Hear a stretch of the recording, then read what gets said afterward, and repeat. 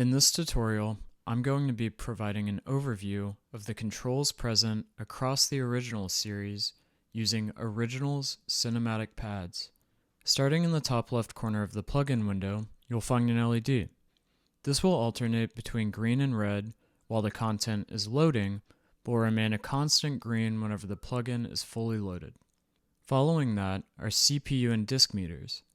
These help in monitoring the performance of your computer while using the plugin. To the right of that is a memory view. This shows the amount of space taken on your RAM by instantly accessible data. In other words, this is the amount of content that's being preloaded into RAM. Following is a voices view. This shows how many streams of audio are being played at once. Outside of those views is a refresh button. Clicking on this will refresh the plugin instance, while Option or Alt clicking will refresh all instances of the plugin. This is useful for things such as hanging MIDI notes, or if the sample content has been moved and has since been relocated. On the right side is the MIDI channel selection. This defaults to any, but MIDI channels 1 through 16 can be selected if need be. You then have tuning and panning controls, as well as a master volume fader for the output of the plugin. In the right corner of the plugin window is an ellipsis and a cog. Clicking on the ellipsis exposes the velocity response and the CC mapping settings. The velocity response defaults to linear velocity, but can be changed to be shelf velocity, exponential negative, or exponential positive. You can also reset or clear the CC mappings from here as well, if need be. Clicking the cog opens the settings for the plugin. In the General tab, you can copy the settings from this plugin so that they're applied to all of your other Spitfire dedicated plugins. The Interface tab allows you to do things such as toggle the help text on or off, change the default size and scale of the plugin window, enable automatic unload with mixer fader, meaning that whenever a signal's fader is brought to 0, it's automatically offloaded. You can change the way the gain units are displayed, whether that be as a decibel as opposed to a percentage. You can disable host automation, change the knob drag type, disable warnings for missing samples, and disable the auto hide knob parameter pop-up. In the audio tab, you can change the maximum voices playable, adjust the preload and stream buffer sizes, adjust the master tuning, and change the default stereo outputs. In the plugin tab, you can change the default preset that loads whenever the plugin is initially loaded. The About tab contains a link to the user manual for quick reference, as well as our EULA and terms of use and some other software acknowledgements as well. To discard the changes, you can do so by clicking Cancel. If you wish to apply the changes and proceed, click Save.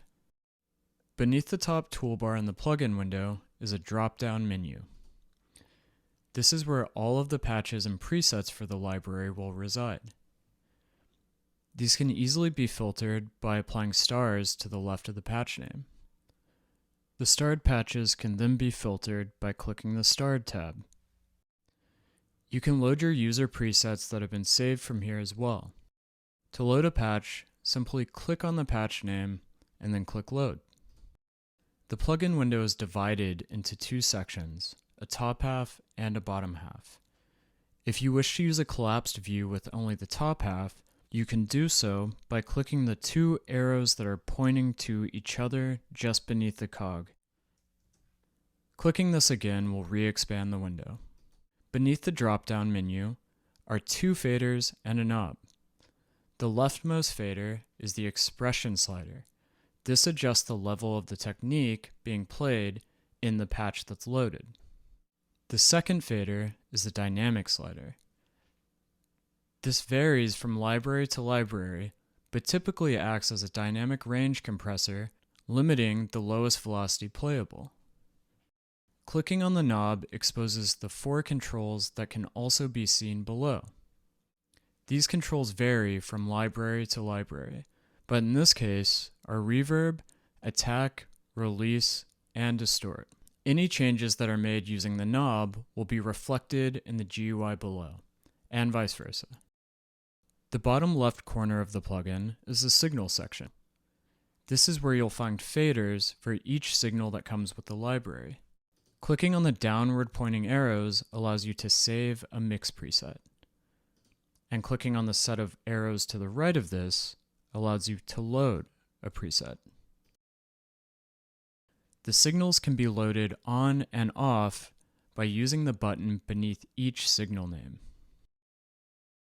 You can also offload a signal by moving the fader to 0 if enabled in the settings as well.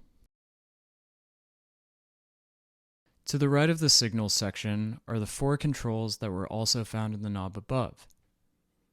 If you wish to prevent any further changes from being made, you can easily do so by clicking on the padlock in the top right corner of the lower half of the plugin window. At the very bottom of the plugin window is the piano roll. The highlighted keys show the playable range for the patch that's loaded. That covers all of the controls that are available across the original series. If you have any questions or need any help, please feel free to reach out. Thanks for watching Spitfire Clips. Let us know if it was too long, too short, too fast, or too slow in the comments down below. Hit like if we answered your question, and subscribe for more clips, tips, tricks, and exclusive Spitfire content.